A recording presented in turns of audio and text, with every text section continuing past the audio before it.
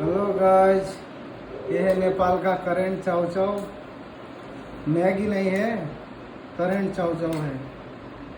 हम लोग का आज का खाना है अंडे के साथ मस्त से। मैगी नहीं है लेकिन ये मैगी टाइप का रहता है करेंट चाव चाव। एक नंबर। देखता हूँ कैसे लगता है खा का। बहुत स्पाइसी रहता है।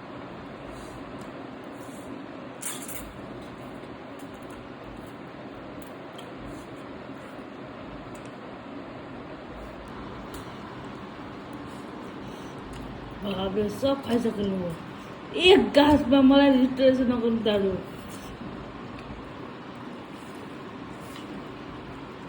राक्षस पैदा हुआ है गाइस खाने वाला। हो गए